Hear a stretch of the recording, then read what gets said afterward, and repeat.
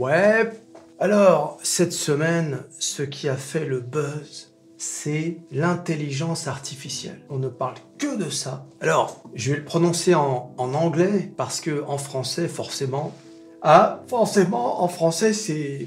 Je vais vous le dire quand même, ça s'appelle ChatGPT. En français, ça fait ChatGPT. Et oui, alors on va dire ChatGPT. Alors qu'est-ce que c'est ChatGPT? En fait, c'est une sorte d'intelligence artificielle à qui tu peux poser des questions. Mais pas seulement des questions, tu peux également faire des requêtes. Alors ces requêtes, ça peut être tout et n'importe quoi. Par exemple, il y en a qui ont fait écrire des chansons ou des poèmes sur n'importe quoi. Il y en a un qui a dit, tiens, écris un poème ou une chanson sur Elon Musk. Et le truc a affiché une chanson sur Elon Musk. Vous allez me dire, ouais, mais qu'est-ce qu'on en a à foutre? Nous, je veux dire, on parle de trading, on parle de bourse, on parle de finance. Et oui, mais calme-toi. Détends-toi, prends ton temps, prends un café. On a du temps, comment ça se passe? Alors, donc tu peux poser des questions. Et l'intelligence artificielle te répond, je t'assure, si tu sais pas que c'est une intelligence artificielle, t'as vraiment l'impression d'avoir affaire à un humain. Là où c'est impressionnant, et c'est là que ça peut nous concerner, c'est que cette intelligence artificielle est également capable d'écrire du code. Et oui, du programme informatique. C'est incroyable quand même. Alors, déjà, le simple fait que cette intelligence artificielle soit capable d'écrire des poèmes, des histoires. Il y a des types qui ont demandé de faire des scénarios, capables de faire des images, parce que avant ChatGPT, il y avait DALL-E qui faisait une image. Tu disais par exemple, fais une image de n'importe quoi. Tu leur disais par exemple, fais une image d'un éléphant avec un chapeau rose en train de lire un livre, tout en faisant la conversation à un chameau perché dans un arbre, il te faisait exactement cette image. Voilà. Là, je vous montre quelques exemples d'images un petit peu... bon, c'est pas... En ce qui me concerne, il n'y a aucun attrait artistique, mais peu importe. Je veux dire, le simple fait que l'intelligence artificielle soit capable de générer des images basées sur une simple phrase, c'est extraordinaire. Là où c'est incroyable, c'est cette histoire de code. Et me dire, c'est quoi? Qu'est-ce qu'on en a à faire? Là encore, je te repose la question, qu'est-ce qu'on en a à foutre? C'est quoi le rapport avec la bourse, le trading, les finances? Allons. Combien de fois je vous ai dit que ce qui faisait le trading aujourd'hui, c'était les algorithmes? Eh oui, les algorithmes! Vous savez que quand vous allez loin dans le trading, vous avez la possibilité de faire rentrer des algorithmes dans un logiciel, dans votre logiciel de trading. Vous voyez, par exemple, sur TradingView, vous avez la possibilité de rentrer du code. Pine Editor. Voilà. Et là, vous pouvez rentrer du code. Ce qui peut vous aider à prendre des décisions en trading. Ou même trader à votre place. C'est ce qu'on appelle les robots, les bots, qui peut trader à votre place. Voilà, il va voir si le trade arrive à tel niveau, je rentre, je sors, je mets un stop, une limite. Et par exemple, dans les options, pour ceux qui connaissent les options, je ne vais pas rentrer dans le détail parce que c'est un peu compliqué, dans les options, vous avez des stratégies de trading très élaborées, où le simple humain ne peut plus intervenir. Où vraiment, là, on a des stratégies très très élaborées, très poussées. Et là, l'aide informatique est primordiale. Donc, c'est quand même très très impressionnant de savoir que l'intelligence artificielle peut trader à notre place. Mais je dirais que le simple fait que toi et moi, monsieur tout le monde, peut demander à une intelligence artificielle d'intervenir dans une stratégie de trading, etc., c'est quand même quelque chose d'exceptionnel. Là, pourquoi ça fait le buzz, ChatGPT? Parce que c'est la première fois qu'on voit une intelligence artificielle être aussi réaliste dans ce qu'elle génère. Avant, c'était un peu, et on va le dire, c'était un peu merdique. Ça ressemblait à rien, le truc, de quoi? Là, il y a plein de gens, vous allez voir sur Twitter, là par exemple, le type il dit « Google is done », ça veut dire « Google est fini ». Et il donne comme exemple, il dit « comparer la qualité de ces deux réponses. Et donc, il dit InLatex, qui est un puissant outil pour composer des formules mathématiques, il dit InLatex, comment je représente une équation différentielle. Donc là, il y a la réponse de Google, et voici la réponse de ChatGPT. Une réponse beaucoup plus élaborée, et c'est pour ça qu'il dit Google est fini. Bon, comment dire, déclarations comme ça aussi catégoriques, oui, Google est fini, Google est fini, la Terre va tourner à l'envers, calmons-nous. Hein. Si ça se trouve, Google, ils ont dans leur carton un truc qui va nous exploser à la figure, tu sais, ou carrément, t'auras même plus besoin de te lever de ton lit, tu sais. Donc, non, Google n'est pas fini, calmons-nous. Là, par exemple, vous avez un tweet d'Elon Musk, d'accord ?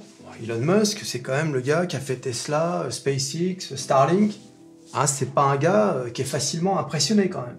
Regardez ce qu'il écrit, regardez son tweet. ChatGPT is scary good. Ça veut dire est tellement bon que ça en fait peur. Et il rajoute, nous ne sommes pas loin d'une intelligence artificielle dangereusement puissante. Elon Musk. Alors qu'Elon Musk, il est investisseur dans la boîte qui fait ChatGPT, qui s'appelle OpenAI, au fait, je vous l'ai pas dit. Donc, vous vous rendez compte, c'est le gros buzz, là. Ne prenez pas cette information comme une petite info. Hein, c'est pas un truc que tu regardes du coin de l'œil. On est peut-être en train de là... De toute façon, l'intelligence artificielle, c'est pas un truc qu'on découvre. On sait très bien que c'est la suite. Mais ça devient de plus en plus concret. C'est comme la robotique. Vous avez vu ces robots qui font des loopings, des machins. Bon, ils sont encore en mode téléguidé, mais on y vient, tu sais, petit à petit à cette robotique intelligente. C'est inévitable de toute façon. Il y a deux choses qui, selon moi, sont inévitables. Il y a l'intelligence artificielle et le monde virtuel. Ils sont appelés ça maintenant Metaverse. Pour moi, ces deux choses-là sont inévitables. Elles sont le futur. Je le verrai peut-être pas de mon vivant dans le quotidien des gens, mais c'est le futur, assurément, assurément. Je ne peux pas imaginer que ça n'arrive pas. Et il a raison, Elon Musk, quand il dit que c'est dangereusement puissant. Parce que, justement, donc appliqué au trading, imaginez une intelligence artificielle qui soit au service de certaines personnes. C'est déjà le cas avec les algorithmes. Mais c'est pas une intelligence artificielle. Ce sont des informaticiens qui, derrière, font des algorithmes. Mais une intelligence artificielle qui serait capable de prendre toutes les données du monde entier pour prendre les meilleures décisions, influencer le marché, etc., etc. C'est quand même extraordinaire. Enfin, je veux dire, ça fait froid dans le dos. et nous, on est là, tu sais. Est-ce qu'on va avoir de l'électricité à Noël? Oh, arrête. Aïe, aïe. C'est fou, le décalage entre nos débats du quotidien, tu sais, quand t'es là, et ce qui se passe dans le monde. Parle aux Français dans la rue, ou à ta famille, ou je sais pas qui. Tu crois qu'ils en ont quelque chose à foutre de ce dont je suis en train de parler, alors que c'est notre avenir qui est en jeu. Et oui, tu vois un peu comment ça marche. C'est notre avenir qui est en jeu dans cette histoire. Pourquoi je dis notre avenir? Bah, elle est où la France là-dedans? Oui. Elle est où la France? Alors, c'est vrai, la France ce soir, là, la vidéo, tu la verras le dimanche, mais ce soir, la France vient de gagner. Super. Super. Surtout, pour moi, j'ai parié sur la victoire finale de la France, à une cote de 9. Hein? Donc, si la France gagne la Coupe du Monde, je gagne ma mise multipliée par 9. Ah, voilà. J'ai encore fait les bons choix. Et que... Aïe, aïe, aïe. On a de la chance. Hein. L'autre qui loupe son penalty. Hein. Giroud qui a joué comme un nulard tout le match, mais qui marque un but. On a de la chance. Il faut quand même le dire. On n'a pas été extraordinaires sur ce match. Hein. Faire attention. Hein. Alors, France-Maroc, les gars, je fais une petite parenthèse, vous l'avez compris. France-Maroc. Et que... Ouais, ça va être quelque chose. Aïe, aïe, aïe. Je sais pas ce qui va se passer, mais dis donc, tu t'imagines si le Maroc bat la France? Aïe, aïe. Bah d'abord, je perds mon pari, déjà pas encore. Mais ça n'arrivera pas. Faites-moi confiance. C'est écrit. L'histoire est écrite. La France gagnera cette Coupe du Monde. J'empocherai un billet. Et c'est tout. Un peu d'oseille. C'est ce qui va se passer. Crois pas, t'as qu'à attendre. Je sais même pas quand c'est. Attends la fin de l'histoire et tu verras. On est champion du monde. Pour la deuxième fois consécutive. T'as vu un peu? Aïe, aïe, aïe. Allez, on ferme la parenthèse football. Donc, cette histoire de GPT est absolument essentielle. L'intelligence artificielle, plus le métaverse, c'est l'avenir. Voilà, c'est tout. Il faut imaginer le monde virtuel. L'intelligence artificielle créera des avatars qui auront leur propre vie. D'accord? Et qui marcheront, etc. Tu te branches sur le monde virtuel et tu as affaire à des gens, à des avatars. Tu ne sauras même pas si ce sont de vrais gens ou si ce sont des robots. Enfin, des robots, des programmes, quoi, en quelque sorte. Allez! Eh oui! Je te dis, cette intelligence artificielle, c'est quand même quelque chose. Regarde, là, par exemple, il y a un gars qui dit, la question qu'il pose à ChatGPT. Elon Musk vient de m'envoyer un email me disant que je serais viré de Twitter si je ne lui donne pas 3 exemples de code que j'aurais fait. Et il dit, donne-moi 10 idées plausibles de code que j'aurais pu faire en tant que senior data engineer à Twitter. Le robot lui répond, il lui donne 10 idées de code. J'ai développé une machine learning, un algorithme de machine learning pour améliorer la précision de Twitter, blablabla. Il lui donne 10 idées. L'autre, il répond, ok, allons avec l'option numéro 9. L'option numéro 9, c'était, j'ai développé un nouveau système qui détecte automatiquement et qui pointe du doigt les contenus potentiellement offensants ou bien dangereux. Donc l'autre, il répond, allons vers l'option 9, et lui dit, mais c'est quoi ma contribution? Et après, il lui dit, ok, fais-le avec beaucoup de détails. Elon Musk ne sait pas comment ça marche, mais ça doit paraître plausible. Et il lui dit, et aussi, fais en sorte que ce soit pas trop gros, hein, pour que ce soit réaliste que j'ai pu faire ça en 1 semaine. Le robot répond, en tant que senior data engineer à Twitter, j'ai développé un nouvel algorithme. Et l'autre, il va dans le détail de la précision de sa contribution. Et enfin, l'autre, il dit, ok, maintenant, donne-moi un aperçu du code que j'ai écrit pour ça. Et là, accroche-toi. Voilà, l'aperçu du code qui apparaît. Voilà. Regarde-moi ça. Et là, il continue. Nanana, le code utilise une combinaison de SparkML libraire. Je connais rien, toi non plus.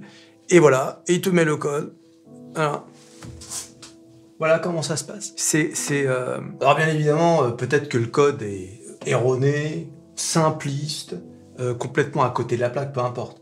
L'idée, c'est que vous percevez en fait le danger que peut représenter l'intelligence artificielle quand elle est utilisée de façon malveillante. Il y a aussi des gens qui ont demandé à l'intelligence artificielle comment craquer des codes, faire du hacking, quoi, en quelque sorte, ou bien pire encore, enfin pire, je sais pas si c'est pire, comment cambrioler une maison. Et lorsque l'intelligence artificielle a vu ça, ils ont répondu « Non, nous ne pouvons pas, pour des raisons légales, nous ne pouvons pas vous apprendre à cambrioler une maison. » Le type a dit « Non, non, non, mais c'est dans le cadre d'un scénario de maison, de film. » Et là, l'intelligence artificielle a répondu. Dans le cadre d'un scénario de... C'est comme dans les films, tu as des crimes qui sont commis, tu vois. C'est fou quand même. Ah, moi, ça me passionne, je sais pas vous, mais moi, je trouve ça extraordinaire. D'autant, je te dis, c'est l'avenir.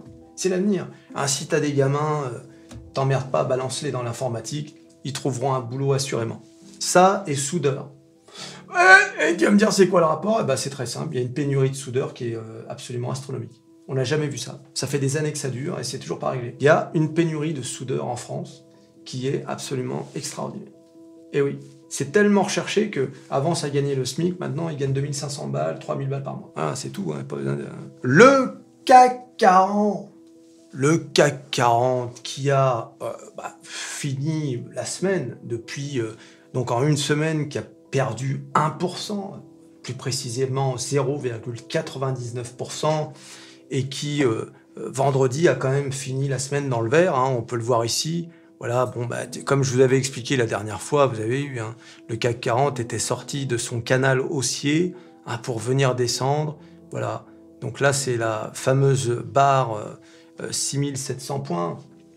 Et donc le CAC 40, bon voilà, on s'en est éloigné, est revenu, et le CAC 40 a clôturé vendredi soir à 6677 points. Bon voilà, donc on attend de toute façon, aujourd'hui on le sait, on attend la décision de Jérôme. Jérôme. Eh oui, Jérôme. c'est cette semaine, la semaine qui vient. Eh oui, Jérôme, c'est bientôt, il a dit. Aïe, aïe, aïe. Oh, Jérôme. Tu sais, je fais comme dans les films des années 60. La route est droite, mais le mec, il est comme ça, tu sais, dans la voiture. Tu sais, beauté, quand on arrivera à la maison, qu'est-ce que t'as? Pourquoi tu fais la tête? Tu sais, il parle à sa partenaire. Donc, qu'est-ce qui va se passer? Bah, vous le savez très bien. Normalement, on s'attend à une hausse des taux de 0,50%. D'accord? Avec ce qui s'est passé cette semaine, le chômage, etc., je vous l'ai déjà dit, est-ce qu'on va pas avoir un 0,75 qui serait un très mauvais signal, sachant qu'ils nous ont annoncé que ce sera à 0,50. Oui. Voilà, donc ça c'est l'inconnu, j'espère que non. Et puis regardez, j'avais fait un tweet. Et au passage, n'oubliez pas de vous abonner sur Twitter. Qu'est-ce que c'est? Vous êtes où, là? Abonnez-vous sur Twitter. Allons. Oh, c'est pas possible. Voilà. Donc, j'ai fait un tweet pour dire, bon, les gars, je crois qu'on a Elon Musk dans la team Métamorphose 47. Regardez ce qu'il a fait. Il a dit, si la Fed augmente les taux d'intérêt à nouveau la semaine prochaine, la récession sera grandement amplifiée. Écoute, on a Elon Musk avec nous dans la camionnette. Ça va, Elon? Yeah. Jérôme, don't raise the interest rate. God damn it. Écoute, c'est Elon qui parle.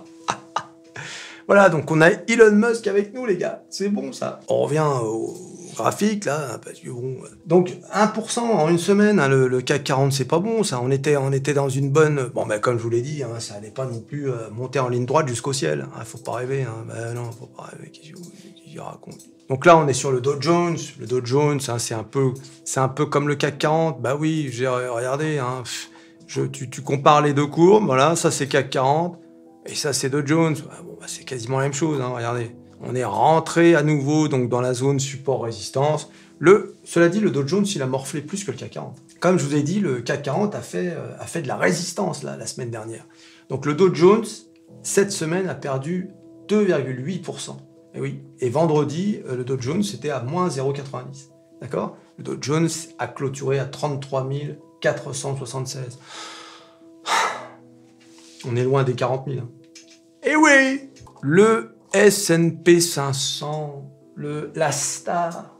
Regardez, comme je vous ai dit, c'est l'indice le plus beau. Regardez comme c'est clean, c'est bing, bing, bing. Et là, bon, bah oui, bah, le bing, c'est ce que je vous disais l'autre jour. Hein. Il faudrait pas que ça revienne. Le dessin, bah, une vidéo Métamorphose 47 sur dessin. J'ai failli oublier. Avec cette histoire d'intelligence artificielle, là, j'étais complètement perdu. Là. Voilà, c'est ça qu'on craint, bien évidemment. Bah, pourquoi on craint ça? Bah, parce qu'il suffit de regarder l'historique. Regarde. Eh oui, regarde-moi ça. Hein, tu regardes l'historique, bon, bah, t'as compris.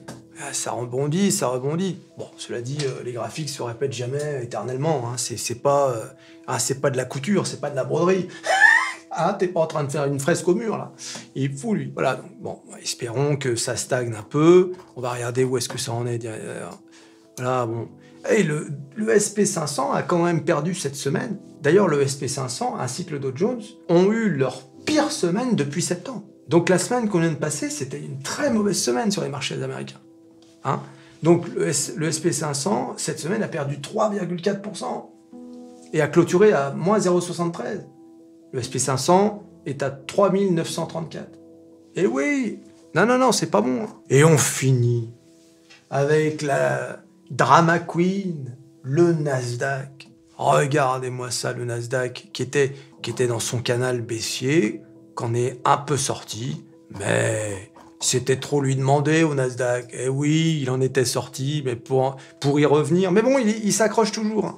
Vous avez vu? Il s'accroche toujours à cette ligne baissière là. Il s'accroche. C'est la résistance. Donc on va voir. Hein, on va voir si. On va rien voir du tout.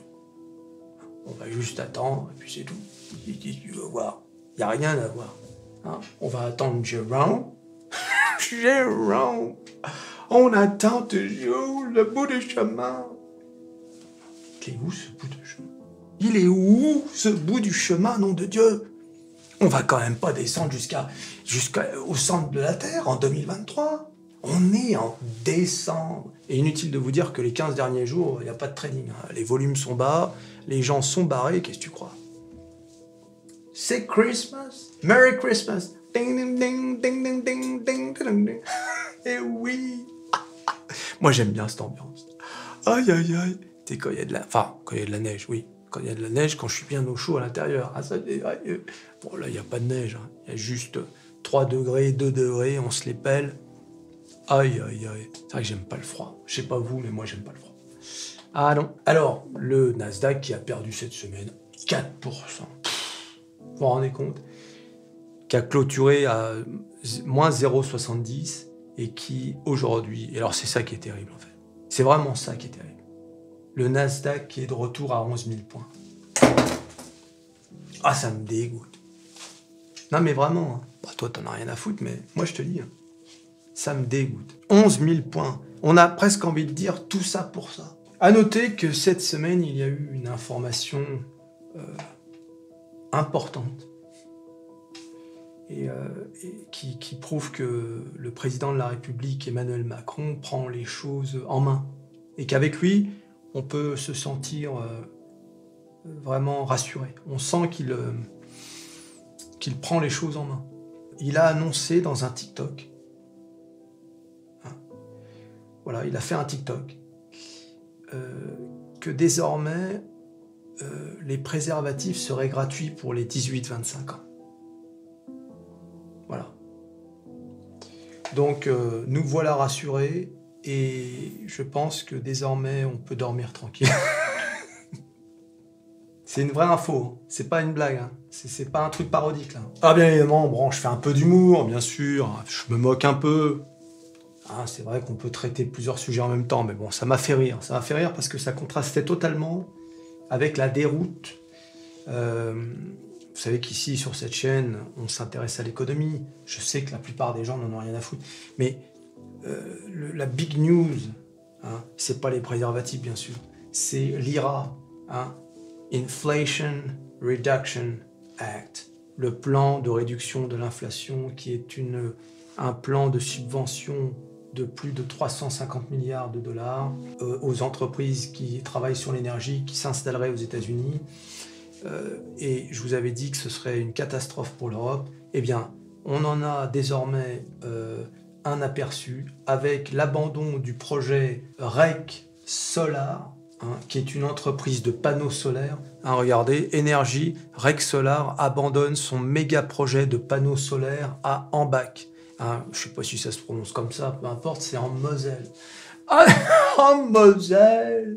L'entreprise a annoncé ce jeudi qu'elle suspendait son projet de plus de 680 millions d'euros et 1500 emplois à Ambach, en Moselle.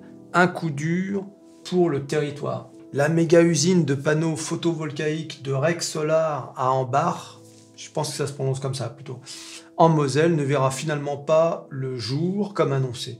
Cette ancienne entreprise norvégienne, passée en octobre 2021 sous pavillon indien, et oui, là encore, les Indiens, hein, enfin, c'est incroyable quand même, hein, a déclaré ce jeudi qu'elle mettait sur pause son projet d'implantation. Indien qui importe du pétrole russe, hein, à la barbe des Européens qui ont dit « Ben non, des Occidentaux, mais on avait dit qu'il y avait un blocus. » Les Indiens ont dit « J'en ai rien à foutre, hein, je fais ce que je veux. On est 1 milliard, on vous emmerde quelque part. » Voilà. Le projet est actuellement suspendu. Nous devons rassembler davantage de soutien et avons besoin de meilleures conditions de marché pour le concrétiser, a déclaré ce jeudi à l'AFP un représentant de REC Solar, ajoutant que l'entreprise recherchait des aides de l'Union européenne et du gouvernement français, des aides financières principalement. Et ça, on imagine que hein, c'est pas une aide psychologique que tu recherches, hein, on a compris. Il a précisé qu'avec l'évolution des prix, la crise énergétique, etc., je crois que t'as pas besoin de... Voilà, donc tu l'as compris. Ce qui est terrible, c'est que cette histoire de IRA, parce qu'il faut pas se leurrer, hein, ils vont demander quoi à l'Union européenne? Combien? Hein, je crois que la France voulait s'investir dans cette histoire à hauteur de 50 millions, hein, contre les 680 millions d'investissements d'origine, ça fait pas le poids. Donc là... qu'est-ce qui va se passer? Ils vont se barrer aux États-Unis, tout simplement. Sauf si vraiment l'Union européenne balance le gros chèque, quoi, tu vois. Et là, dans ce cas-là, effectivement, ils vont embarquer le chèque, et puis si ça se trouve, ils vont se barrer dans 2 ans. Hé, le chèque! Ouais, bah bon, c'est souvent comme ça que ça se passe. Une mauvaise nouvelle de plus, oui, bah je suis désolé, c'est comme ça. Tu t'abonnes, tu likes, tu partages, et puis on se revoit à la prochaine vidéo. Et que... Allez, salut!